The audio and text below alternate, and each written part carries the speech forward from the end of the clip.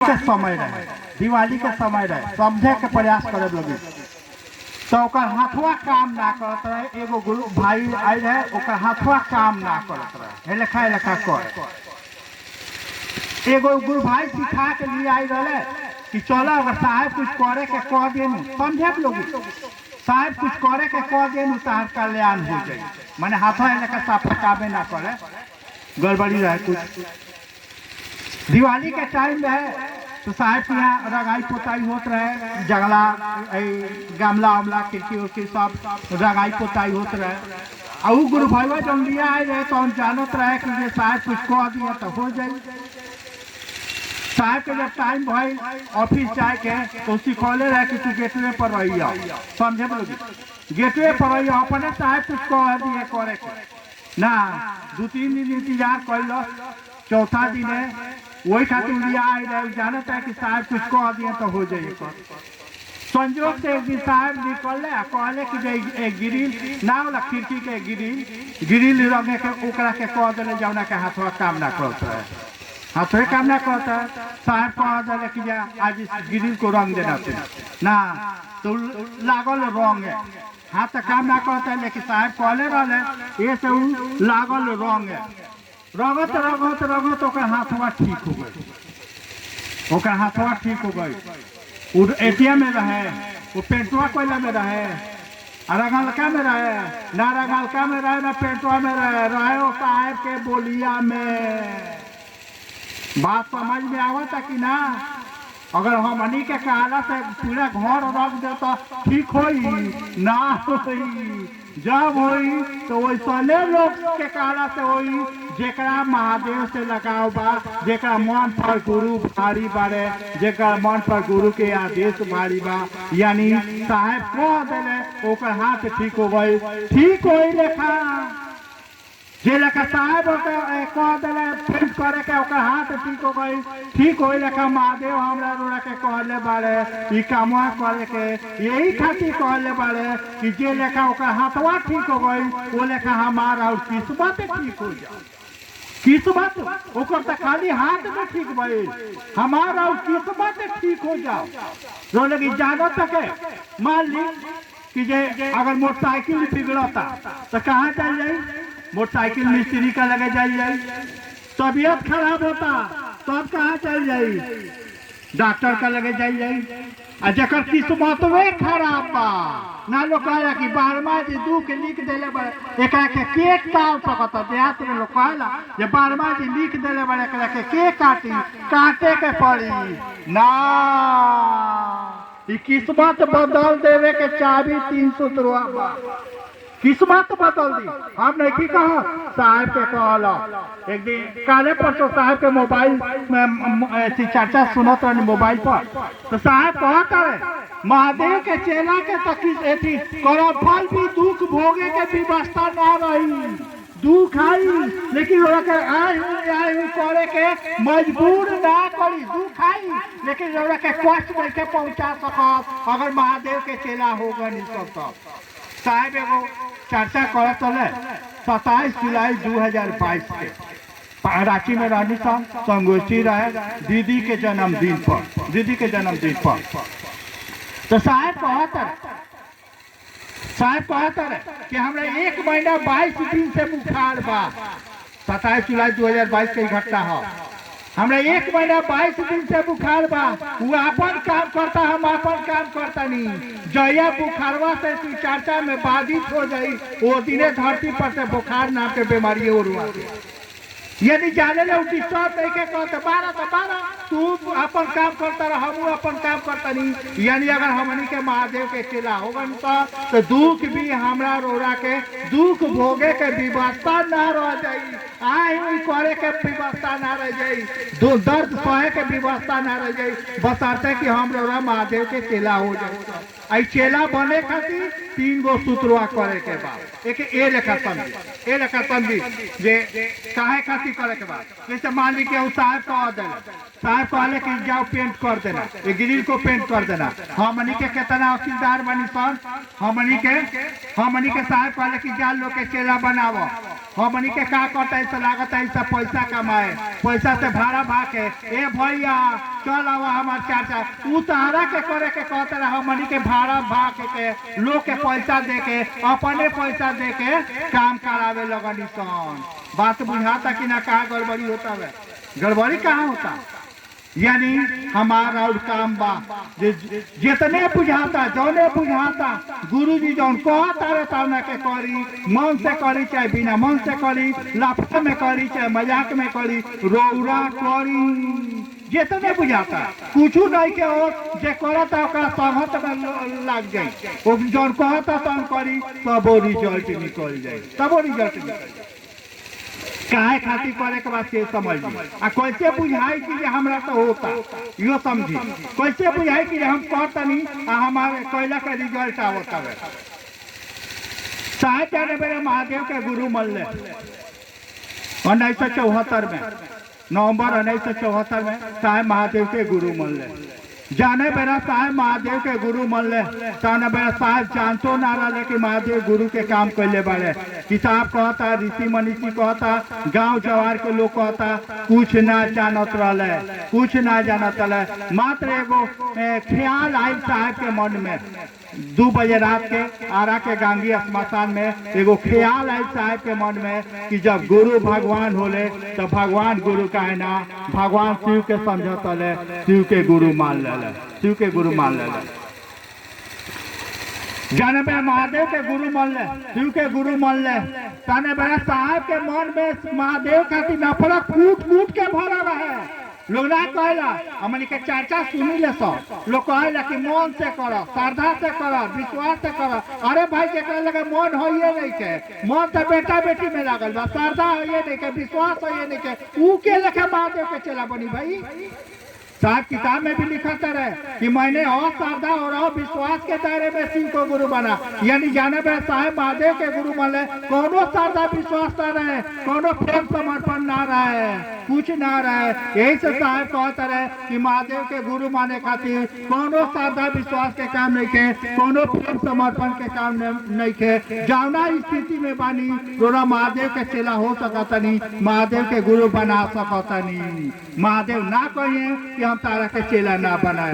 श्रद्धा बात बढ़िया बा, प्रेम बात बढ़िया बा, विश्वास बात बढ़िया बा, नहीं के तब और गाड़ी रुकी ना चेला बन सकता है। सब महादेव के जवाब दे बा शिष्य के मन में परमात्मा के प्रति श्रद्धा विश्वास प्रेम समर्पण जगाओ। अब समझे के प्रयास करी काहे खातिर हमरा सूत्र करे के बावे। चाहे जाने बेरा महादेव के गुरु मान ले ताने बेरा तो कोनो सूत्र मंदिर ना रहे, केहू बतावे वाला ना रहे जे होई करा तीन सूत्र करा है लखा करा है करा, कुछ ना कर रहे, कुछ ना रहे। आई जानतो बारे कि महादेव शरीर में तो है नहीं खाली सीखो ये कैसे दोनों बात चलता साहब के मन में। एगो चलता कि जब गुरु भगवान होले तो भगवान गुरु का ना, भगवान शिव का समझता ले शिव के गुरु मान ले।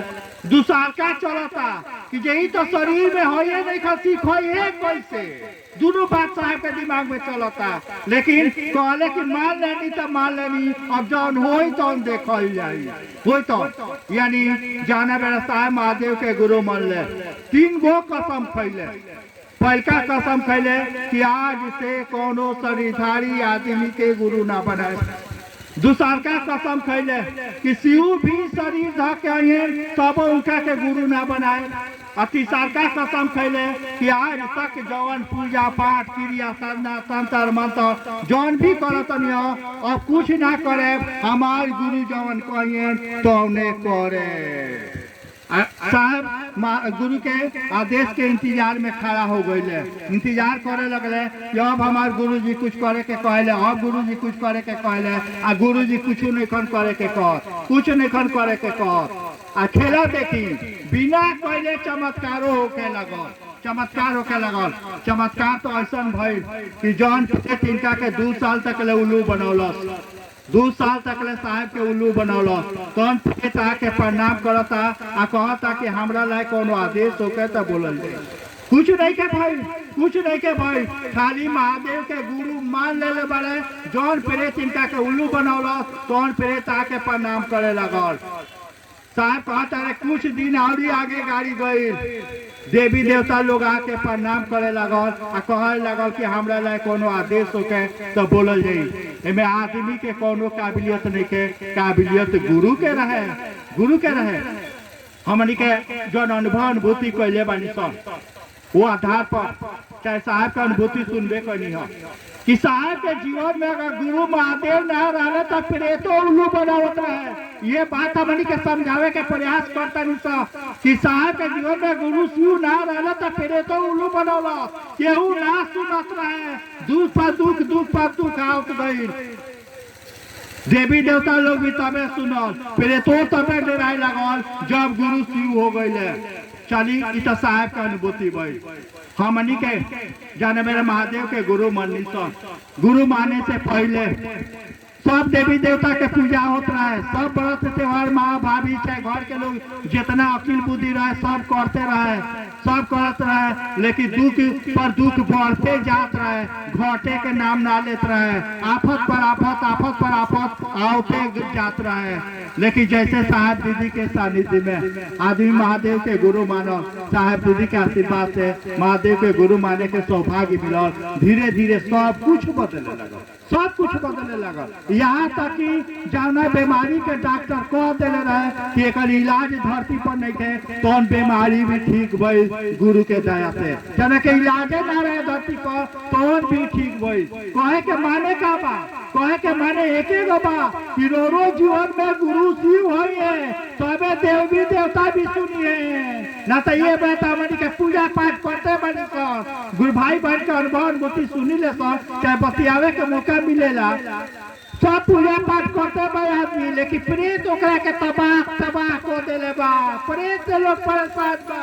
आ सब पूजा पाठ करते बा, सब देवी देवता के गोहराते बा, आ प्रेत से लोग परेशान बा। कहे के माने ये बा कि जाले ले रौरा जीवन में गुरु शिव ना हुए, प्रेतो ना भागी, आ देवी देवता भी ना सुनी है। आज माँ के देखल जाओ, और अगर ई कैला से फायदा होता तो करे, ना फायदा होके मत करे। साहब जाने बेला कहे के शुरुआत कैले, एगो स्लोगन लिखले। साहब नेखन कहत कि ये लोग हमरा बात पर भरोसा करी ना, एगो स्लोगन लिखले साहब, आदि गुरु शिव को गुरु रूप में प्रणाम निवेदित करना व्यक्ति को शिष्य बनाता है। शिव शिष्य होकर व्यक्ति के सारे लौकिक पारलौकिक मनोरथ स्वतः पूर्ण होते हैं। मैंने परीक्षा किया है, यानी साहब कहता रहे मैंने परीक्षा की है, आपकी परीक्षा प्रार्थनीय है, यानी आप भी परीक्षा लीजिए। इसके लिए मैं आपसे प्रार्थना कर रहा हूँ, निहोरा कर रहा हूँ। ये ना करे कि तू हमारे बात पर भरोसा कर, महादेव के गुरु माना ना, करे कि तू जांच लो, जांच में दम होके तो करियो, ना दम होके मत करियो। धरती पर तो एक से एक महारथी लोग आई, एक से एक काबिल लोग आई, लेकिन ये तरह के बात के ना कह कि हमरा रोरा जैसन आदमी भी महादेव जैसन गुरु के जांच सकता। पहलका बेर हमरा रोरा मौका मिलल बा, धरती पर जब से सृष्टि बनल बा पहलका बेर हमरा रोरा जैसन आदमी के महादेव के चेला बने के सौभाग्य मिलल बा, यानी महादेव के गुरु के कहल करे के मिलल बा। ना कहनिया जो साहब के कह दिले पेंटुआ करे के, वो पेंटुआ में रहे और खिड़किया में रहे, ना पेंटुआ में रहे ना खिड़किया में रहे, सब रहे साहब के आदेश में, साहब के बोलिया में रहे। ठीक वही लेखा ऐसी चर्चा में कुछ नहीं के, माइकवा से बोला में नहीं के, गुरु के हल्का करता निशान, महादेव जैसन गुरु के कॉल करता निशान। ये लेखा होता, ऐसे गुरु भाई बहन के साथ जो ना होके के चाहिए और चमत्कार हो रहा बा, महादेव के कहला से कहता इंसान ये से हो रहा बा। एक आदमी आयल हमरा लगे वोट मांगे खातिर, तो हमरा से कहले जे भैया रोरा जेकरा के मानी लेनी ओकरे के हमू मानी ले। तो हम कहनी कि रोरा का करी ले से बताई, तो कहले कि 25-26 साल से हर एक साल सुल्तानगंज से जल लेके जाइले बैजनाथ धाम तक ले, हर एक साल जाइले, लगातार जाइले। तो हम कही ठीक करी ले। तब हम का कहनी से सुन, तब हम कहनी कि रौरा मानला में हमरा मानला में जमीन आसमान के अंतर बा। तब कहले कि का अंतर बा, तो हम कहनी कि रौरा जौन करता नहीं तो अपना मन से करता नहीं, रोरा जौन करतनी कौन अपना मन से करतनी हम जौन करतनी अपना मन से नहीं करत महादेव के कहला से करतनी समझे के प्रयास करे लोगी हम जौन करतनी हम कहनी कि इतना दिन से रोरा जातनी सुल्तानगढ़ से बैनाथ धाम तक जल लेके महादेव रोरा से कहियो कहले बारे का कि जल लेके वही हम पियासल बनी अत ना दशहरा चलत रहे हम कहनी कि अभी दशहरा चलता एक आदमी बता दे लोग कि दुर्गा जी आके कहले बड़ी कि कालसा दौड़ियो आ 10 दिन भूखियो आ व्रत करियो पाठ करियो एक आदमी के बता दे अत ना हम कहनी कि 1 महीना के बाद छठ आई एको आदमी के बता दे कि छठी मैया आके कहले बड़ी कि छठ करियो तो कहले कि ना तो हम कहनी ये अंतर बा रौरा मानला में हमरा मानला में रौरा जौन करतनी तो अपना मन से करतनी हम जौन करतनी तो हम अपना मन से नहीं करो महादेव के कहला से करतनी महादेव यही खातिर करे के कहले कि जे लोग करी ओकर सब कुछ बदले लगी यहाँ तक ले कि किस्मत केतनो खराब किस्मत बा केतनो गड़बड़ लिखाइल बा हमरा काहे लिखाइल बा कहाँ से आवेला ये अलग के बात बा केतनो खराब बावे किस्मत बदल देवे के चाबी 3 सूत्र बा बसरते कि जे लेखा साहब कहता रहे जे लेखा दीदी कहता रही वो लेखा कोई जाई तो अभी तक हमनी के जानता नहीं का होला हमनी के जौन नीमन लागता जे लेखा नीमन लागता वो लेखा करता निसन ना कौन गुरु भाई कहले हाँ कि जे खाना बनाइले तो कहाँ सोच के बनाइले कि खाए वाला के नीमन लागे ये तो सोच के ना बनाइले ठीक हो लेखा शिव चाचा भी हमनी के जे लेखा नीमन लागता वो लेखा करता निसन ये सोच के नहीं सब करत कहियो ना सोचनी कि जौन करता निसन तो हमरा साहेब दीदी के नीमन लागता कि ना हमरा महादेव के नीमन लागता कि ना जया महादेव खातिर ही करे लगे साहेब दीदी खातिर करे लगे सब कुछ बदले लगी सब कुछ बदले लगे हमनी के जाइले सब मणिपुर एगो अपने देश में एगो राज्य बावे मणिपुर तो मणिपुर में मणिपुरी भी गुरु भाई बहन लोग बा और बिहारी भी गुरु भाई बहन लोग बा दोनों बावे और दोनों एक साथे महादेव के चेला बनल एक साथे शिवचर्चा के शुरुआत भइल एक साथे भइल आ मणिपुरी जे ओजा के बसिंदा बा वो महादेव के चेला बा आ बिहार के जे लोग बा वो महादेव के चेला बा लेकिन दोनों आदमी के शिवचर्चा में जमीन आसमान के अंतर बा जमीन आसमान के अंतर बा काहे अंतर बा वो सुतरुआ करता वो सुतरुआ करता लेकिन शिवचर्चा में जमीन आसमान के अंतर बा काहे बारे काहे कि हमनी के माने बिहारी गुरु भाई बहन लोग बा उजाले ले दिमाग ना लगाई ताले ले करबे ना कर जरूर दिमाग लगाई आ मणिपुरी गुरु भाई बहन लोग बा जितना कह दियाई उतने करी हमें से 1 इंच एने ओने ना करी जितना कहल जाई उतने करी जैसे एगो उदाहरण देता नहीं समझ मान ली कि पीछे पीछे रास्ता बा दोनों और गुरु भाई बहन लोग बा हॉल में कार्यक्रम रहा दोनों और लोग बा मात्र हेतना रास्ता बा रोरा सोचे लोगी सोचे मात्र हेतना रास्ता बा दोनों और गुरु भाई बहन बा आ साहेब के अगर आवे के होखे बीचे आ स्टेज तक ले आवे के होखे आ कह दिया कि जे एको आदमी साहेब के पैर ना छुई कोई आदमी मानी तनी बता दी तो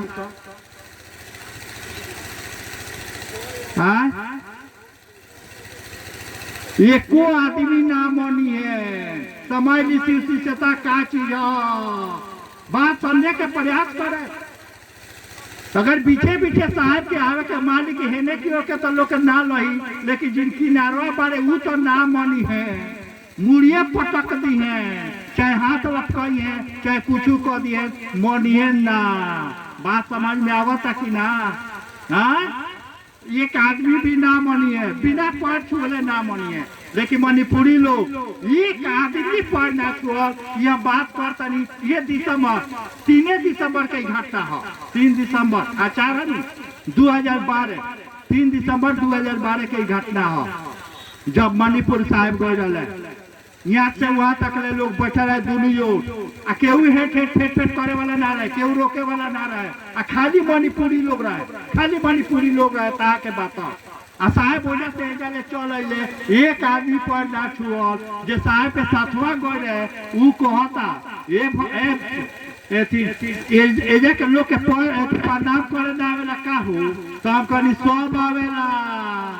सब आवेला लेकिन ई लोग एकदम आदेश के पालन में बावे जितना कहल जाए उतने करी रिजल्ट बता दी रौरा के रिजल्ट बता देतनी जौन गुरु भाई वो कार्यक्रम करौले वाली चाहे उनके माध्यम से मणिपुरी लोग में गए रहे सूत्र गए रहे उहे सब लोग के महादेव के से जोड़ले रही उहे कार्यक्रम करौले रही उनके बदौलत भाई जब कार्यक्रम खत्म भई देख ली कहले तालामणि के मंचों से कि जे आशीर्वाद और शराब मांगला से ना मिलेला जब कार्यक्रम खत्म भई पप्पी नाम उनकर आजो बाड़ी ऊ कहली कि भैया हमरा के आशीर्वाद दी कि हम दूर दूर तक ले ऊ अपना भाषा में कहली दोसर के एगो और बात जान ली ओजा के लोग के भाषा नरोरा बुझाई ना हमनी के भाषा ओकरा बुझाई खासियत देख ली का चाचा बेटी कहले कि हमार भाषा ओकरा नहीं के बुझा तो ओकरा भाषा हमरा नहीं के बुझा लेकिन का भाव रहे तो पप्पी कहली अपना भाषा में कि भैया हमरा के आशीर्वाद दी कि हम दूर दूर तक ले जाके महादेव के काम करी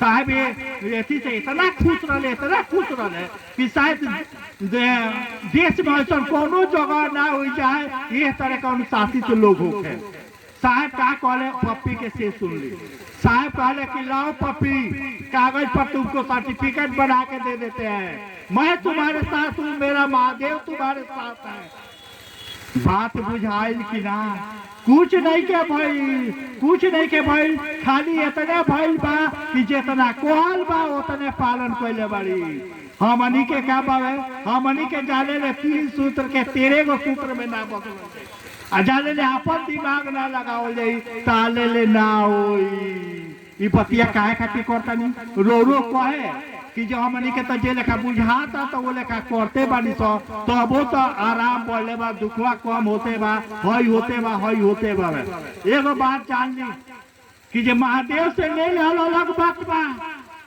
महादेव तो महादेव हमारी ऐसा आदमी से छुचुनर आदमी से रास्ता चलत लोग बाबू दे तो 10 गो रुपया भूख लागल बा 10 गो रुपया दे दिले सब एक आदमी आए जाने लगे अब जानो तारी की साला जुआ खेले खातिर पैसा मांगता जानो तारी दिवाली के बिहान बुझाई रहे जानो तारी के जुआ खेले खातिर पैसा मांगता आके कहता कि भैया हमारे बेटा के तबीयत खराब बा 1000 रुपया दे दी 1000 रुपया दी हम जाना तारी की झूठ बोलता लेकिन बेटा के नाम पर मांगता बेटा के नाम पर हम कहने की 1000 तो नहीं के 500 रुपया बा यो जाना तारी की दीना यो जाना तारी दीना 500 रुपया हम दे देनी बेटा के नाम पर जब हमरा ऐसा छुछुनर आदमी से के 500 ठग लगता ना तो महादेव से के बेटे मांग लल बीमारियां ठीक करा लल आ घरे बनवा लल गाड़ियां खरीद लल तो कौन बार का तीर मार लल तीर उ लोग मारेला उ लोग जे लोग अपना दिल में महादेव के बता दे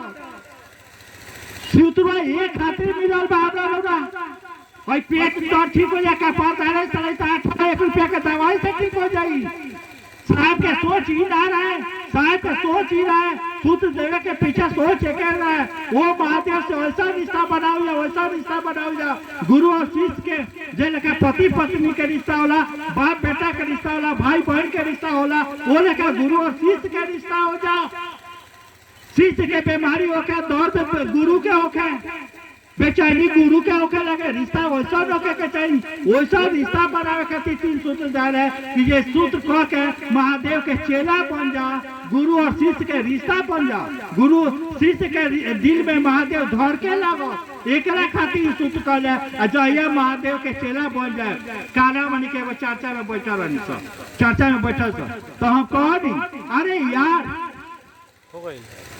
खाली तारा मौत पर महादेव भारी हो जा खाली तारा मौत पर महादेव भारी हो जाए तारा लगे उठे बैठे वाला लोग तारा बात करे वाला लोग के बीमारी ठीक हो जाइए हम देखी कहा एगो और गाता सुनाता इसे सब्जेक्ट कहाँ साहब हमरा के कहाँ ले जाए के चाहते रहे कहाँ देखे के चाहते रहे समझ ले दक्षिण भारत में एगो संत बारे ना शरीर में नहीं था तिरुमुल्ला साहब किताब में भी उनका नाम लिखले बड़े तिरुमुल्ला आज से 360 साल पहले किताब लिखले शिष्यता का है एक समझे के प्रयास करब लोग 360 साल पहले वो लिखले बारे किताब जौन हम लोग कर तनी सा कितना भागशाली बानी समझे के प्रयास करे।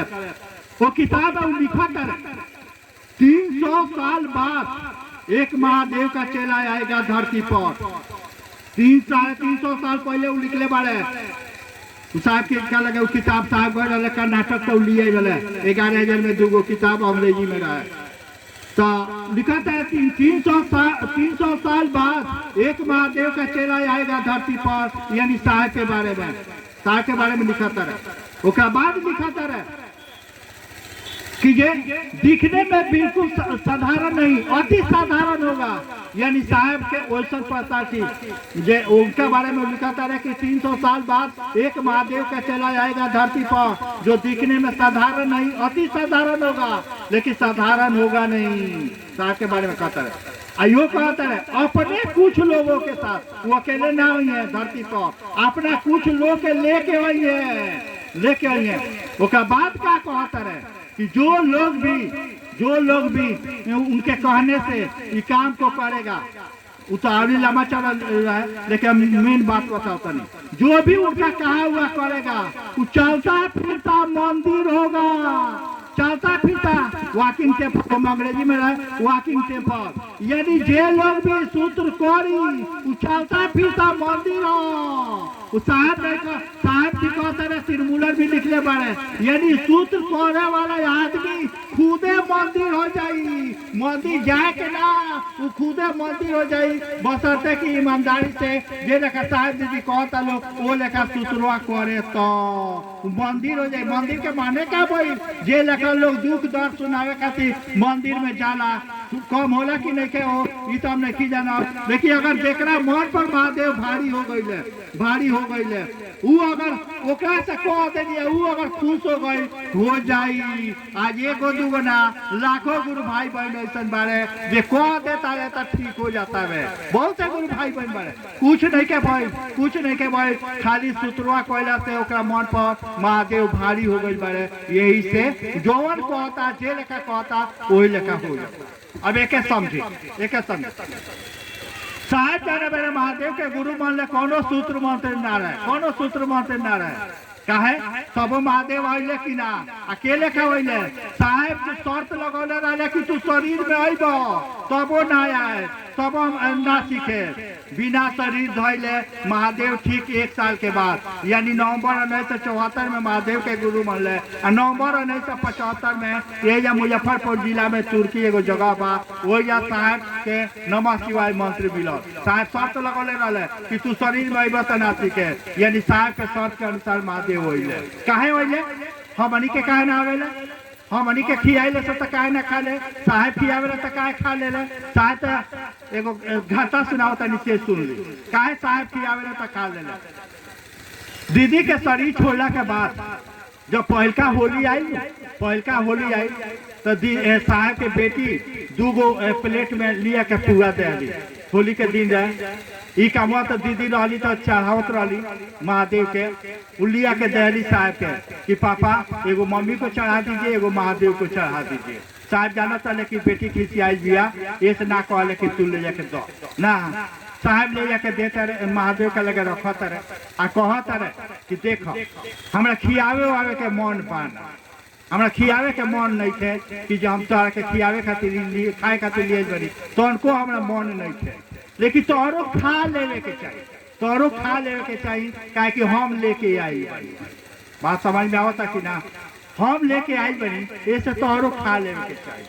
महादेव खैले जबकि कहता रहे कि हमरा खियावे के मन नहीं थे, ओकरा बावजूद महादेव खैले। काहे खैले ये से खैले कि साहब के मन पर पहले से उनका कोनो सूत्र बंद के जरूरत ना रहे, साहब के मन पर पहले से जगह से भारी महादेव रहले। बुझाता कि ना बुझाता, यानी साहब के मन पर यही से साहब के कोनो सूत्र बंद के जरूरत ना रहे, कोनो सूत्र बंद के ना जरूरत रहे। साहब के मन पर पहले से जगह से भारी महादेव रहले। जौन लड़का पढ़े में तेज बा ओका कौन कोचिंग और ट्यूशन के जरूरत बा। सुनी ले लोगी कि ना मोबाइल में देखी ले लोगी कि जब IAS IPS के रिजल्ट निकलेला तो मोबाइल पर देला कि तो घर ही रह के पढ़ लेलो IAS बन गई नौकरी करते हुए IPS हो गई कह गई ओकरा कोनो कोचिंग के जरूरत नहीं तो पढ़ाई से तेज बा पढ़े में ओकरा कौन कोचिंग और ट्यूशन के जरूरत बा। ठीक वही लेकर साहब के मन पर पहले ही से महादेव जगत से भारी महादेव रहे ये से उनका कोनो सूत्र मंत्र के जरूरत न रहे। हमरा रोला मन पर महादेव से भारी जगत बा जगत इतना ना भारी बा इतना ना भारी बा इतना भारी बा कि हमन के मंदिरों में जाता नहीं सब जल चढ़ावे खातिर तो एगो ध्यान चपलवे पर रहता कि चपलवा के लेके मत चल जा गई बानी सब मंदिर में मंदिर में लेकिन ध्यान बाबा की चपलवा के लेके मत चल जा। एक हमारा साथे भय हम पटना पढ़त रहनी तो एगो चप्पल खरीदनी है मन कहल कि तनी हनुमान मंदिर में जाई तो हम दिमाग लगौनी नया चप्पल रहे तो हम दिमाग लगौनी कि एगो चप्पल हे को लिए एगो चप्पल हे को ले दोनों मिली तो हम केहू चोराई ना दोनों मिली तो हम केहू चोराई एगो तो केहू चोराई ना हम दिमाग लगौले रहनी कि जे एगो हेजा दे दी एगो हेजा दे दी चला हम लोग उस्तादे रहे कोनो ना 5 मिनट के बाद आवत आनी तो दोनों चप्पल गायब फिर मंदिर गाय ले छोड़ दे ना मिला चला मिले ली तो गई कहे के मतलब का बा कि जे हमरा रोला मन पर तो महादेव से भारी चप्पल बैठल बा। साहेब का लगे खाली चर्चा होत रहे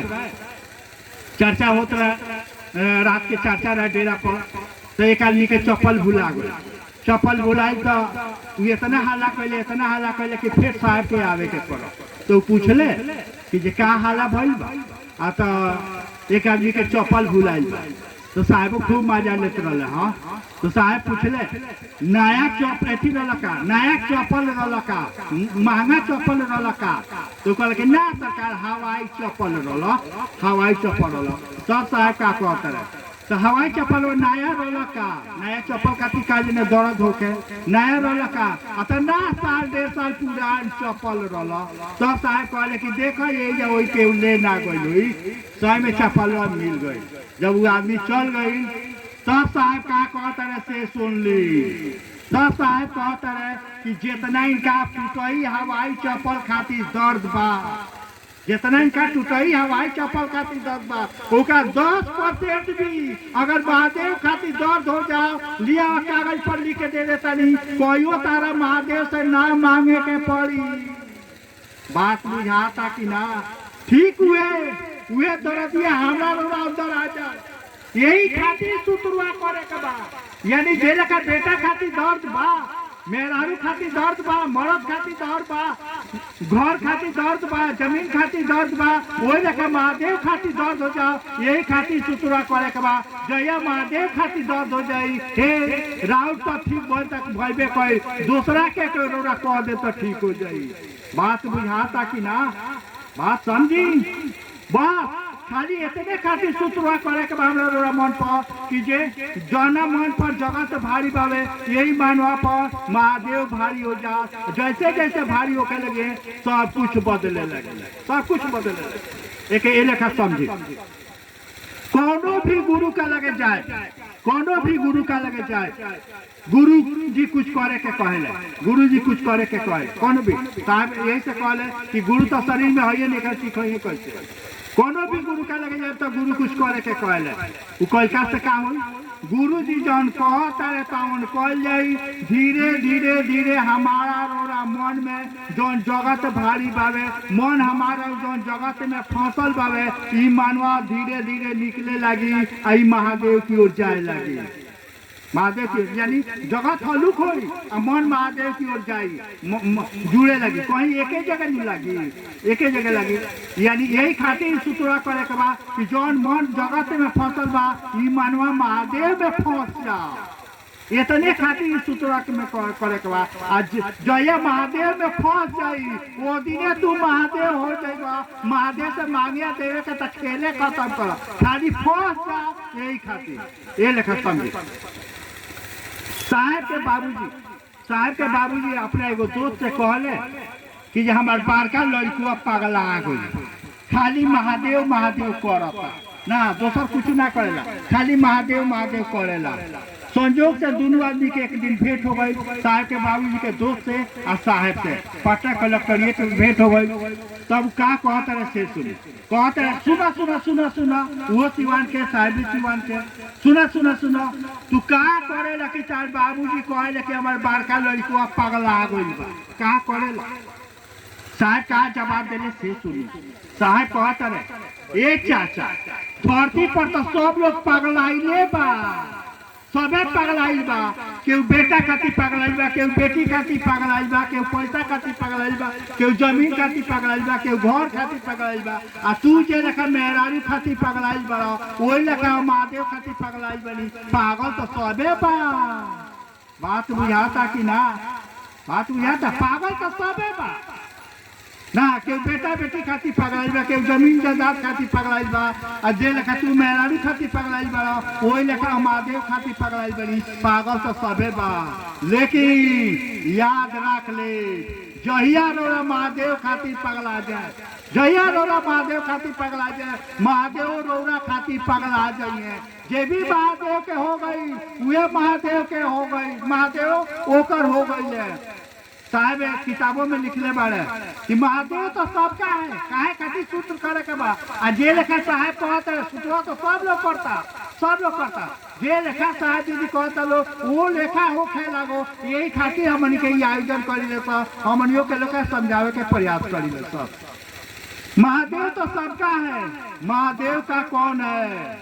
महादेव का कौन है? लेकिन जो भी महादेव का है उसकी नौकरी महादेव करते हैं। बस हम लोग भी महादेव के हो चाहिए, बस इतने खातिर ही कमा करे। महादेव हमरा के आपन भूल जाओ, महादेव हमरा के आपन बुझ जा, इतने खातिर कमा करे के बा कि हम महादेव के हो जाई। जे भी साहब कहता है कि जो भी महादेव का हो गया उसी का महादेव हो गए, उसकी नौकरी महादेव करते हैं। यही खातिर सूत्र मिलल बा हमरा रोना कह के देखल जाओ। यानी सूत्र ये खातिर हमनी के तो अपना मन से ना कहनी कि जो बिहारी गुरु भाई बहन में और मणिपुरी गुरु भाई बहन में यह अंतर बा कि जाले ले हमनी के अपना आपन दिमाग ना लगा सो, ताले ले काम ना करे सो। और मणिपुरी गुरु भाई बहन लोग जितना कहल जाला उतने करे ला लोग। और शिष्य के माने भी होला, शिष्य के माने होला जेकरा मन पर गुरु भारी हो जा, जे अनुशासन में रह के तैयार होके, जे अनुशासन में रह के तैयार बा, अगर तो जितना कहल जाता उतना करे के तैयार बा, ओकरा के महादेव के चेला होकर से क्यों नहीं के रोक सकता। अगर वो अपन वाला करी 87 जन्म करत रह जाई, कोई चेला ना बनी। महादेव से ले अलग बात बा, महादेव से रिश्ता बना ले अलग। और रिश्ता बनावे खातिर जे लेखा पति पत्नी के रिश्ता होला, बाप बेटा के रिश्ता होला, भाई बहन के रिश्ता होला, वही लेखा गुरु और शिष्य के रिश्ता होला। अगर हमरा रोरा मन पर महादेव भारी हो जा, जौन मन जगत के आकर्षण में फसल बा, जौन जमीन जायदाद बेटा बेटी घर दुआर से प्यार करता, ये मनवा महादेव से प्यार करे लगो। यही खातिर गुरु के आदेश के पालन करे के बाद आई बात जान ली। कोनो भी गुरु के चेला बन जाइए, गुरु के काला से हो जाइए, ऐसा नहीं थे। हमारा और किताब कहा कहता जे केहू के गुरु मान जाए से ना हो जाई। किताब कहता गुरु के बारे में कि गुरुर ब्रह्मा गुरुर विष्णु गुरुर देव महेश्वर गुरुर साक्षात परब्रह्म तस्मै श्री गुरुवे नमः। यानी गुरु ऐसा होके के चाहिए जेकरा अंदर ब्रह्मा के शक्ति होके, जेकरा अंदर विष्णु के शक्ति होके, जे परमात्मा से एक मेक होके, परमात्मा में उनका में कोनो अंतर नहीं के। पहले के गुरु लोग रहे, रामकृष्ण परमहंस रहे, विवेकानंद जैसा चेला पैदा कैले, रविदास रहे, मीरा जैसा चेला पैदा कैले, मछेंद्र नाथ रहे, गोरखनाथ जैसा पैदा कैले। यानी ये लोग में परमात्मा में कोनो अंतर ना रहे। ये से ऐसा चीज पर ये बड़ा धरती पर ऐसा गुरु लोग नहीं थे। यही से साहब कहा के शुरुआत कैले कि ये बाबू ये भैया वही महादेव के गुरु बनावल जाओ, जाना महादेव के देवता के रूप में, भगवान के रूप में, ईश्वर के रूप में पूजा करता है सर। वही महादेव के साथ वही रिश्ता बनावल जाओ गुरु और शिष्य के। किताब भी चिल्ला चिल्ला के कहता कि महादेव सबसे बड़का गुरु हवन, आदि गुरु हवन, गुरुओं के गुरु हवन, गुराधिपति हवन, जगत के गुरु हवन। ऐसे जगत के एक एक आदमी उनका चेला बन सकता। महादेव नैखन कह सकत कि हम तारा के चेला ना बनाए। जे लेखा हमनी के डॉक्टर के यहाँ जाए डॉक्टर कहे का जे बीमारी ठीक हो जाए तब आइए। अरे सरकार जब बीमारी ठीक हो जाए तब काहे खातिर आए ना? हमारा लगे कुछ नहीं थे आओ ना, हमारा लगे श्रद्धा बा ना विश्वास बा ना प्रेम बा ना समर्पण बा, हमारा लगे कुछ नहीं के तब हम सारा लगे आई घरी। दोसर बात जान ली, साहब जाने मेरा महादेव जाने मेरा साहब से कहल है कि हरी जी तुम जो करते हो तुम दूसरे को करने के लिए कहो। साहब क्या कहले महादेव से सुन ली। साहब ये कहले कि सरकार कान खोल के सुन लिया। पहले के तार चेला लोग रहे, पैर में चप्पल ना रहे, बदन पर कपड़ा ना रहे, खाए के भोजन ना रहे के मकान ना रहे, ओकरा बावजूद महादेव महादेव कई लोग। हमनी के वो लेखा ना करे तो हमनी के तबे करे तो जब सब चीज के जवाब दे लेब। यानी जे भी महादेव महादेव करी ओकरा पैर में चप्पल होके के चाहिए, बदन पर कपड़ा होके के चाहिए, खाए के भोजन होके के चाहिए, रहे के मकान होके के चाहिए, ओकरा बीवी बच्चा के बियाह शादी पढ़ाई लिखाई बड़ बीमारी सब चीज के तरह जवाब दे लेवे के पड़ी। इतना लेवे के कह तो हमनी के महादेव महादेव करे तो ना तो तू अपना घरे हमनी के अपना घरे। महादेव क्या कहले से सुनी। महादेव कहले ऐसा ही होगा बाबू। रो देखा तो के कि महादेव के गुरु माने से पहले के दिन दशा महादेव के गुरु माने के बाद के दिन दशा में अंतर आवता कि ना? अंतर आवता, दुख दर्द कम होता, संकट मुसीबत कम होता, बेचैनी दूर होता, बहुत होता। ना भर रही तो हमू ना होती, अपन तेल मोबिल जरा के अपन पैसा खर्चा करके अपन समय जियान करके हमू ना आती। भइल बा तबे आइल बारी को जब अभी मुंह कहता कि शिव हमार गुरु हो, अभी मुंह कहता मन नहीं खेगा जे शिव हमार गुरु हो, जया मन कह दी कि शिव हमार गुरु हो। हे साहब कहले कि दिन के रात कहब तो रात होई, रात के दिन कहब तो दिन होई, मुर्दा के लाश से मरब तो जिंदा होई। बस मन कह दे कि शिव हमार गुरु हो। यही खातिर जे लेखा साहब कहता रहे, जे लेखा दीदी कहता रही वही लेखा सुतवा करे खातिर हमनी के प्रार्थना करे आइल बानी सर, निहोरा करे आइल बानी सर। हमनी के सर देखी ले सर कि गुरु भाई बहन लोग चाचा के नाम पर पैसा लेता का करता। अरे भाई मान की जब बीमारी ठीक कर सकता है महादेव, बेटा दे सकता है, सब दे सकता है, तो चाचा में जाए खातिर पैसा ना दिए क्या? जब बीमारी ठीक कर सकता है, बेटा दे सकता है, घर बना सकता है, जमीन खरीदवा सकता है, बेटा बेटी के बियाह करा सकता है, तो चाचा में जाए के पैसा ना दिए। अरे महादेव से लेवे के जे लेखा साहब महादेव से लेवे का सोच ले संकल्प ले कि ले तो तारा से ले, सीखे तो तारा से सीखे। ठीक हो लेखा हमारा और भी मन ये स्थिति में आ जाओ कि ले तो साहब से ले, सीखे तो साहब से सीखे। जब ये स्थिति में आई हम महादेव पर ना साहेब पर निर्भर होकर जाओ, देखी कि स्थिति बदलता कि ना। हमरा के जितने पैसा दिए महादेव वो तो नहीं करे, हम कोनो गुरु भाई बन के ठगे ना जाए। तू देबा तो करे, ना देबा ना करे, सीधा बात बा। हम काहे कोनो गुरु भाई बन के ठगे जाए, काहे के उनसे मांगे जाए? तू देबा तो करे, ना देबा ना करे। वो जब सब कुछ देता है तो पैसा में कर दे सकत। और जरूरत नहीं खा कि चाचा में जाए के बाबे सिवान से मढ़ावड़ा आवे के बाबे गाड़ी में तेल ना जरेला, उ जानते नहीं खा, सब जानत है नहीं खन जाना इना दी है। हमनी के लेवे के स्थिति में नहीं कि तनाव हमनी के भी जे लेखा साहब कहले महादेव से कि ले तो तारा से ले, सीखे तो तारा से सीखे। वही लेखा महादेव तो हमरा से कमा करे के ना कहले, साहब माइक लगा के कहले कि जे 3 सूत्र कर सब कुछ मिली। ठीक वही लेखा हमनी के ये स्थिति में आओ जाओ कि हम तो महादेव के नहीं जाना। तू कहले बड़ा तारा काला से महादेव के चेला बनल बनी, तारा काला से सूत्र कहतनी, हम ले तो तारा से ले, सीखे तो तारा से सीखे। कोनो गुरु भाई बन के ठगे ना जाए। ये मन स्थिति में हमनी के आवल जाओ। जब सूत्र कह जाई तो हमारा और भी मन मजबूत हो जाई। जे लेखा साहब के मन मजबूत रहे वो लेखा हमारा और मन मजबूत हो जाई। हे साहब ये सोच के कहल है कि जया ये लेखा हो जाई। जे लेखा महादेव हमरा साथे कहले बड़े वो लेखा महादेव तारा साथे करी है। जो हाल मोरा तो हाल तोरा रामा हो रामा, यानी जौन प्यार जौन सानिध्य महादेव के हमरा मिलल बा सारा मिल जा।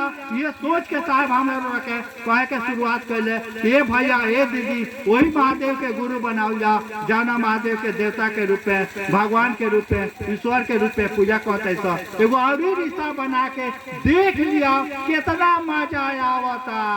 धरती पर हमनी के देखा तानी सर बहुत पैसा लोग ना कहनिया कि जे केहू बेटा खातिर पगलाइल बा, केहू मेहरारू खातिर पगलाइल बा, केहू मर्द खातिर पगलाइल बा, लेकिन मौगी तारा खातिर पगलाई कि ना पगलाई एकर गारंटी नहीं है।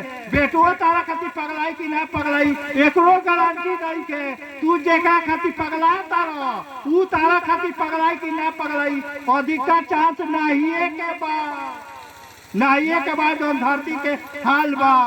लेकिन अगर महादेव खातिर तू पगला गइल, साहब दीदी के आशीर्वाद भइल, ईमानदारी से सूत्र कैल आ सचमुच में अगर महादेव खातिर काहे कि सूत्रवा पगलैबे करी। गुरु भाई बहन लोग भजन गावेला कि हरिंदर के देह तीन सूत्रवा दीवाना बनौले बा। जे लेके मीरा दीवानी हो गई, विद्यापति दीवाना हो गए, सुकरात दीवाना हो गए, मंसूर दीवाना हो गए।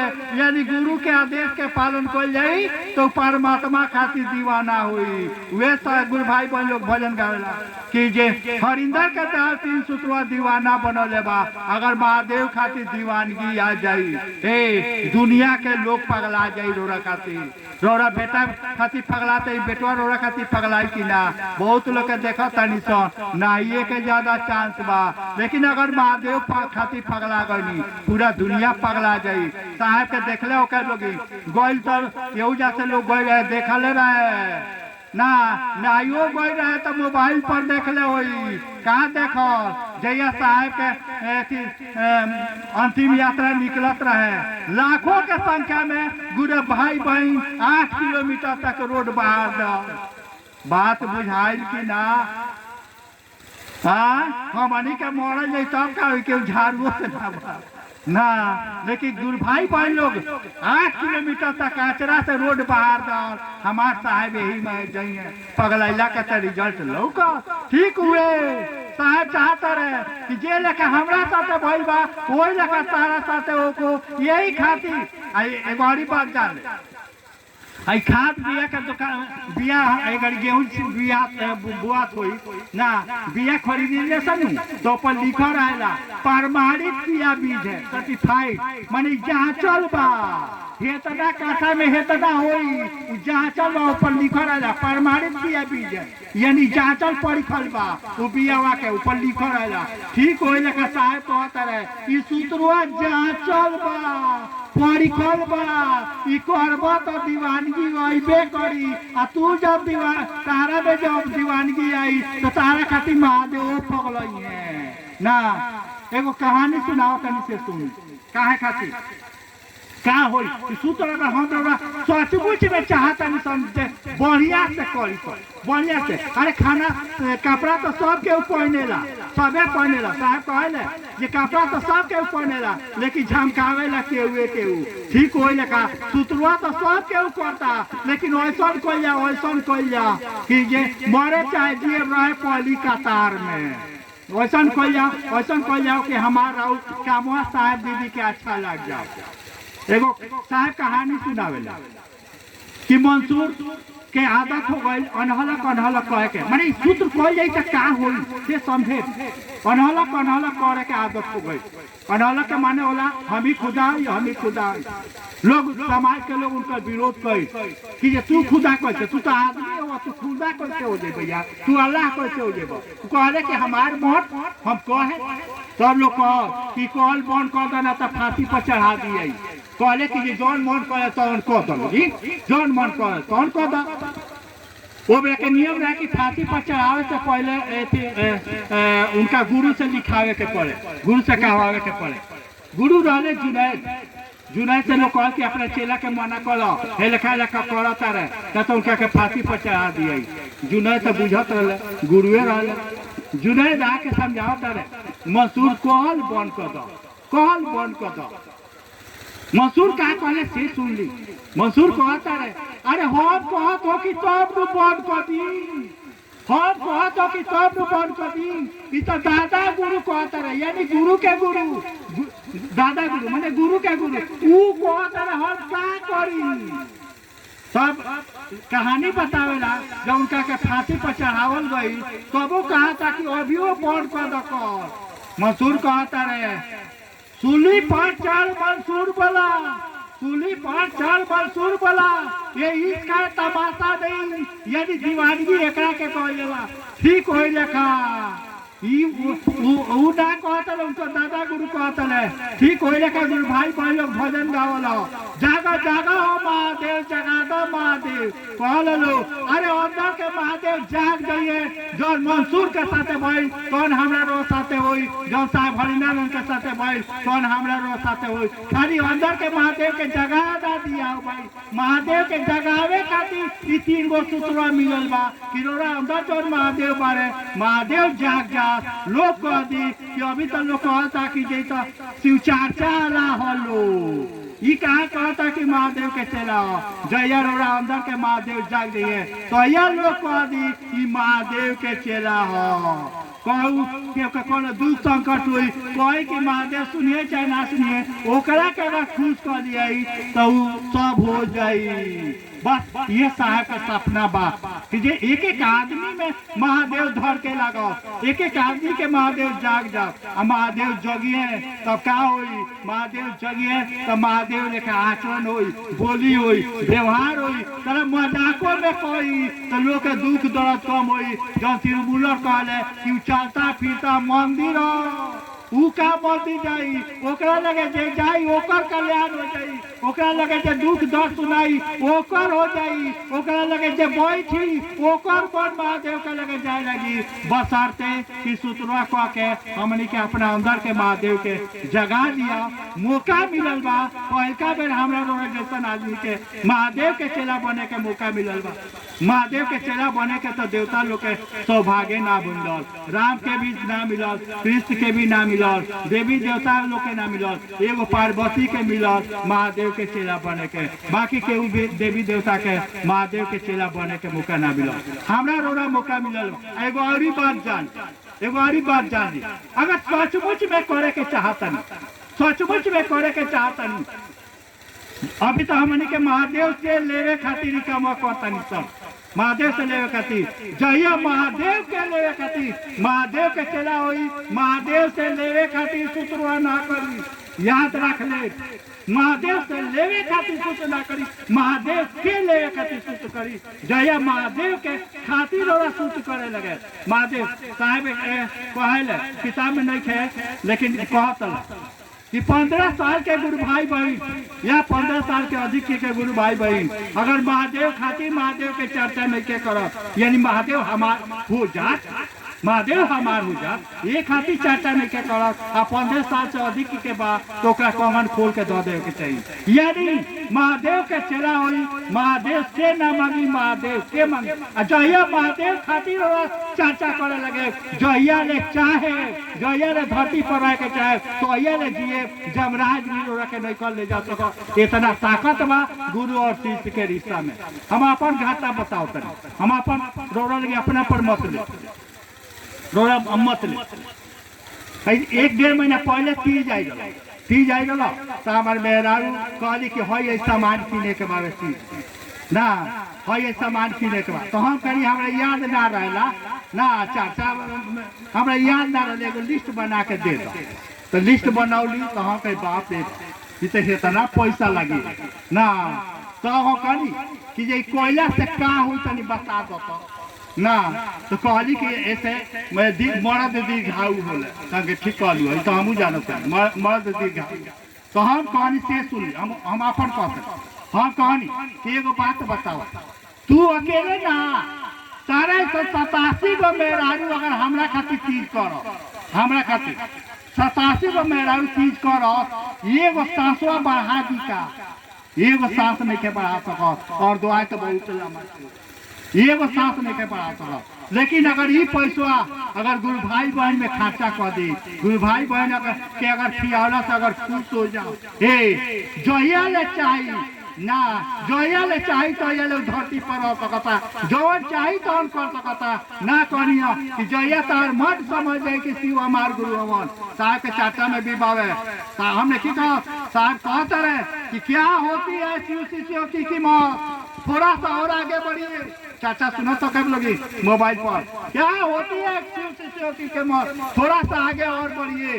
धरती अपनी जगह छोड़ देगी, आसमान अपना जगह छोड़ देगा। रौर दुआएं बढ़ गई तो क्या बढ़ गई, बसरते कि शिव सेना शिव खातिर अगर हमन के शिव चर्चा कल जाई, जइया ले चाल जाई तो ये ले जियल जाई। इतना ताकत ना कनिया कि किस्मत के थी ना, दुख दर्द आवे ना, किस्मत बदल देने के चाबी मिलल बहाना रोरा।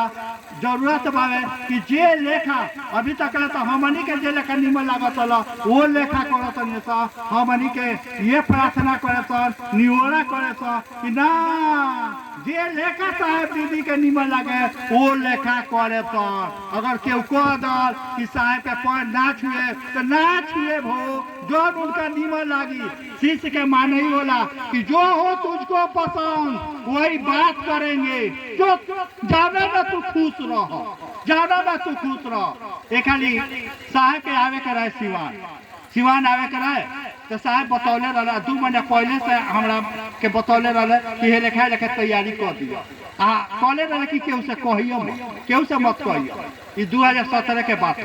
हम कही कि जी ना हम काहे कथी करें, केहू से ना करी, केहू लेखा कैसा हूँ कुछ साहब के मालूम है तो साहब फोन कर कहले कि केकरा केकरा के बतौले बड़ा हो तो हम के जी ना अभी केहू के नहीं बतौले। तो साहब कहते लीक कैसे हो गई बहू तो हम कहा जाने सर हम नहीं बतौले, हम केहू से नहीं कहले ना। तब हम कहा कहनी से सुन ली हो कहनी ये सब मोबाइल पर बात होता ये सर हम काहे लोग के बताए, हमरा लोग से का मतलब बा, हमरा मतलब बा रौरा से जितना कोई बोतने करे ना। हम जाना तनी कि अल्लाह मेरे बात गधा पलवार तू खुश रह तो सब लोग खुश रही, तू नाराज होगा कुकुरो ना पूछी, इतना हम जाना तानी। बात बुझाता कि ना ये हमरा लोग से का मतलब बा, हम लोग के खुश करे खातिर काम ना करिले, तारा ही कबर निमन लागेला ये से करता नहीं ना। जो तारा निमन लागी तो उन्हें करे, चाहे आबाद रही चाहे बर्बाद रही। ये मन स्थिति में हमनियों के आवल जा सुतरा तो करते बानी सन, ऐसा ढंग से कल जा, ऐसा कल जा कि जहाँ साहब दीदी हमरा लोग के देखे के चाहता लोग, जितना ऊंचाई पर ले जाए के चाहता लोग ओजा चलल जा कि सचमुच में साहब के सपना साकार हो जा, साकार हो जा। करत बोले बानी सन ऐसा कल जा, ऐसा कल जा जे लेखा वो लेके निमन।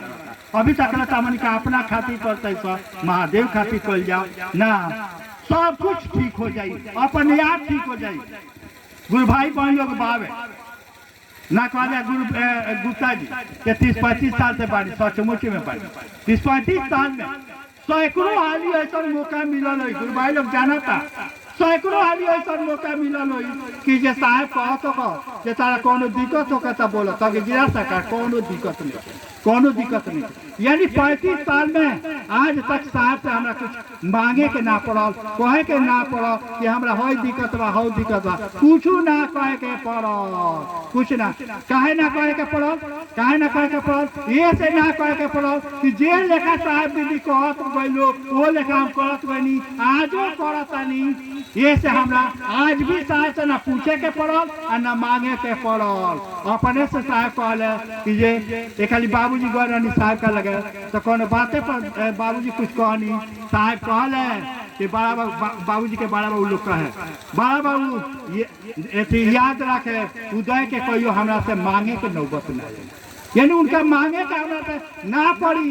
हम यही खातिर रौरा से कहतनी, प्रार्थना करतनी, निहोरा करतनी कि जे लेखा साहब दीदी कहता लो वो लेखा करी, कहियो रौरा साहब दीदी से मांगे के ना पड़ी, पहले ही से हाजिर रही।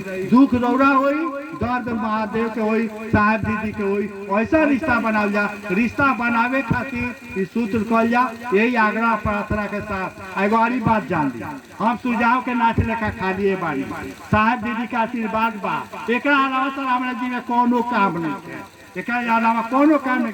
सब काम जब उ लोग करते बा तो हम काहे ना ऊपर का हल्का करी ना।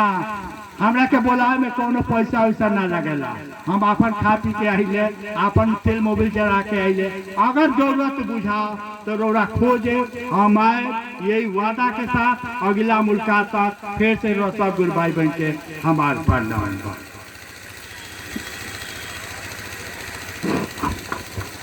चलिए, काफी देर से वालों की चर्चा सुनने लोगे, अब चर्चा के विराम निकल जाता। फिर से सब गुरु भाई गुरुवार को हमारे प्रणाम बा, हमारा प्रणाम के स्वीकार करे। गाड़ी देख के